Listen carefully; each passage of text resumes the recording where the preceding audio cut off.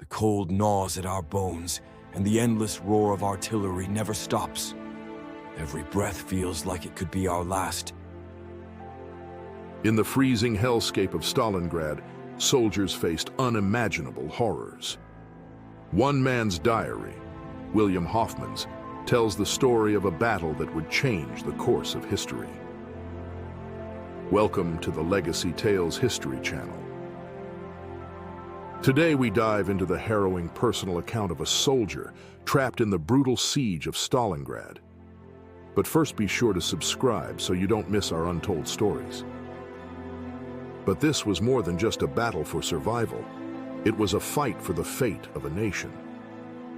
The Battle of Stalingrad, fought between August 1942 and February 1943, was the bloodiest battle in human history.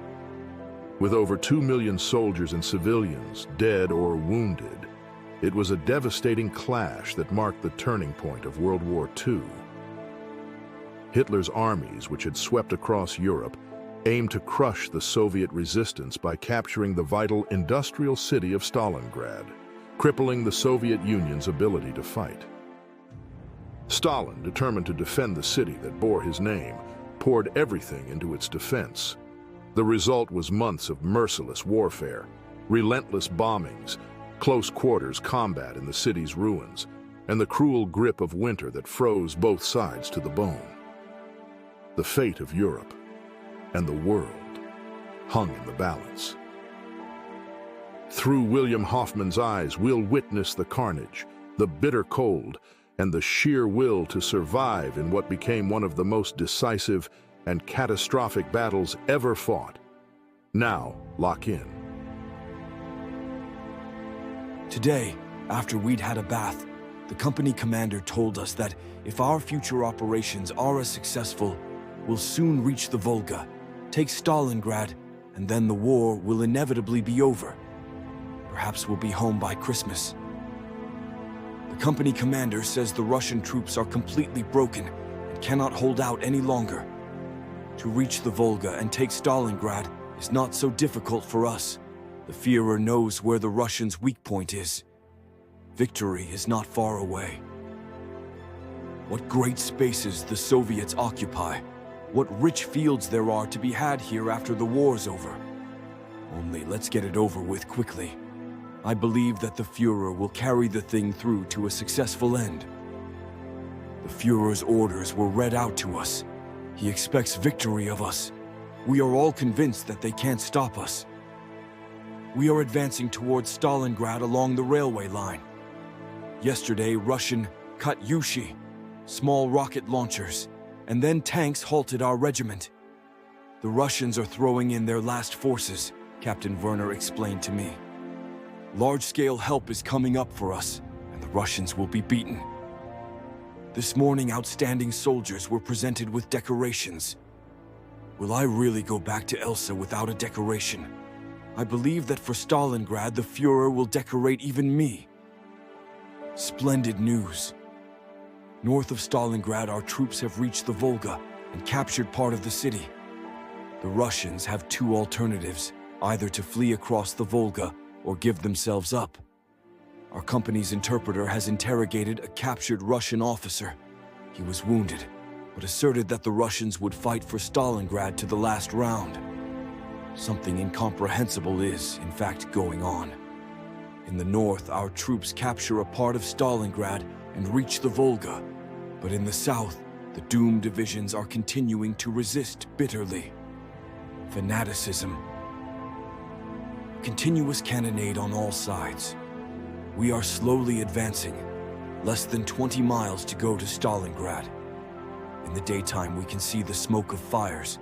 At nighttime, the bright glow. They say that the city is on fire. On the Führer's orders, our Luftwaffe Air Force has sent it up in flames. That's what the Russians need, to stop them from resisting. We are being sent northward along the front, towards Stalingrad. We marched all night, and by dawn had reached Voroponovo station. We can already see the smoking town. It's a happy thought that the end of the war is getting nearer. That's what everyone is saying. If only the days and nights would pass more quickly. Our regiment has been ordered to attack Sadovaya station that's nearly in Stalingrad. Are the Russians really thinking of holding out in the city itself? We had no peace all night from the Russian artillery and aeroplanes. Lots of wounded are being brought by. God protect me. 2 days of non-stop fighting. The Russians are defending themselves with insane stubbornness. Our regiment has lost many men from the Katyushi, which belch out terrible fire. I have been sent to work at Battalion HQ. It must be Mother's prayers that have taken me away from the company's trenches. Our battalion is fighting in the suburbs of Stalingrad. We can already see the Volga. Firing is going on all the time. Wherever you look is fire and flames. Russian cannon and machine guns are firing out of the burning city. Fanatics. An unlucky number. This morning, Katyushi attacks caused the company heavy losses, 27 dead and 50 wounded. The Russians are fighting desperately like wild beasts.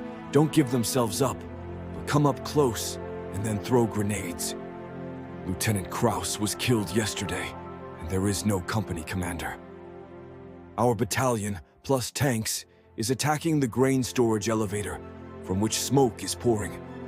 The grain in it is burning. The Russians seem to have set light to it themselves. Barbarism. The battalion is suffering heavy losses. There are not more than 60 men left in each company. The elevator is occupied not by men, but by devils that no flames or bullets can destroy. Fighting is going on inside the elevator. The Russians inside are condemned men. The battalion commander says, "The commissars have ordered those men to die in the elevator." If all the buildings of Stalingrad are defended like this, then none of our soldiers will get back to Germany. I had a letter from Elsa today. She's expecting me home when victory's won. The battle for the elevator is still going on. The Russians are firing on all sides. We stay in our cellar. You can't go out into the street. Sergeant Major Nushki was killed today running across a street. Poor fellow. He's got 3 children. Russian resistance in the elevator has been broken. Our troops are advancing towards the Volga. Our old soldiers have never experienced such bitter fighting before. Our regiment is involved in constant heavy fighting. After the elevator was taken, the Russians continued to defend themselves just as stubbornly. You don't see them at all. They have established themselves in houses and cellars and are firing on all sides, including from our rear barbarians. They use gangster methods. In the blocks captured 2 days ago, Russian soldiers appeared from somewhere or other, and fighting has flared up with fresh vigor. Our men are being killed not only in the firing line, but in the rear, in buildings we have already occupied. The Russians have stopped surrendering at all. If we take any prisoners, it's because they are hopelessly wounded and can't move by themselves. Stalingrad is hell. Those who are merely wounded are lucky.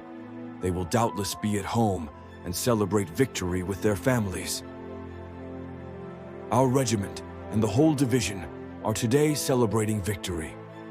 Together with our tank crews, we have taken the southern part of the city and reached the Volga. We paid dearly for our victory. In 3 weeks, we have occupied about 5.5 square miles. The commander has congratulated us on our victory. After marching through the night, we have established ourselves in a shrub-covered gully. We are apparently going to attack the factories, the chimneys of which we can see clearly. Behind them is the Volga. We have entered a new area. It was night, but we saw many crosses with our helmets on top. Have we really lost so many men? Damn this Stalingrad. Our regiment is attacking the Barricadi settlement. A lot of Russian Tommy gunners have appeared. Where are they bringing them from? Our battalion has gone into the attack 4 times and got stopped each time. Russian snipers hit anyone who shows himself carelessly from behind shelter. The Russians are so close to us that our planes cannot bomb them. We are preparing for a decisive attack. The Führer has ordered the whole of Stalingrad to be taken as rapidly as possible.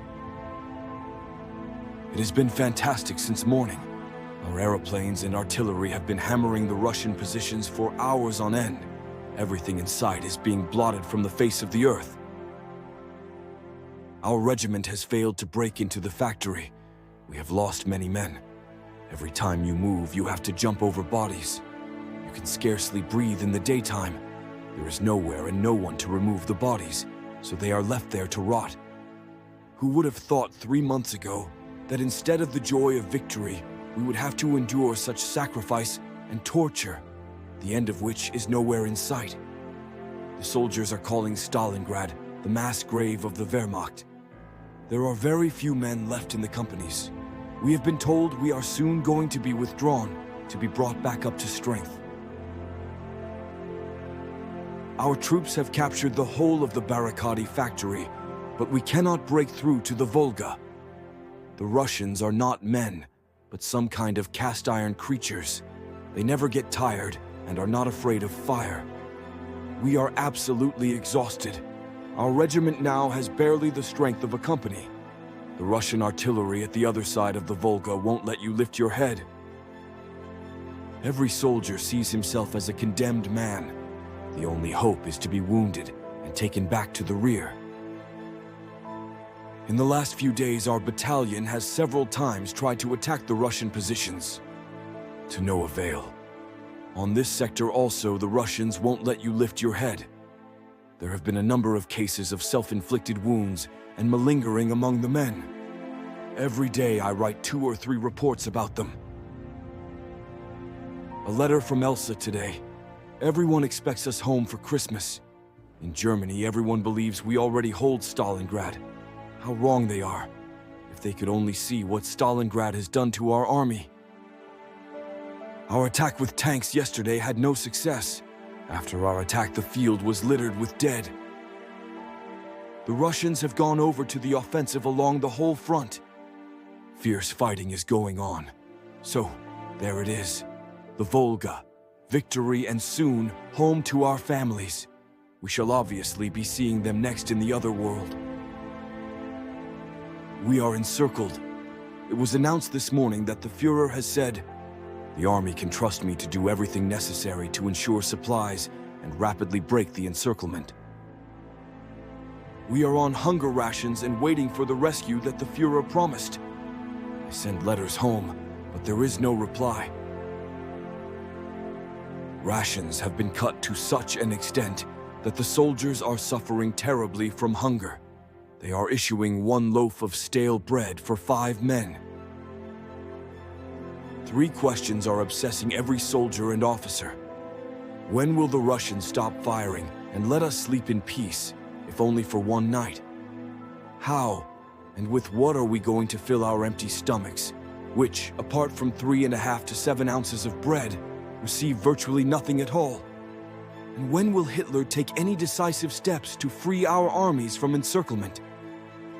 Everybody is racked with hunger. Frozen potatoes are the best meal, but to get them out of the ice-covered ground under fire from Russian bullets is not so easy. The officers today told the soldiers to be prepared for action. General Manstein is approaching Stalingrad from the south with strong forces.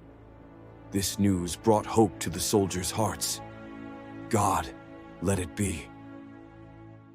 We are waiting for the order, but for some reason or other, it has been a long time coming. Can it be that it is not true about Manstein? This is worse than any torture. Still no orders. It was all a bluff with Manstein. Or has he been defeated at the approaches to Stalingrad? The Russian radio has announced the defeat of Manstein. Ahead of us is either death or captivity. The horses have already been eaten. I would eat a cat. They say its meat is also tasty.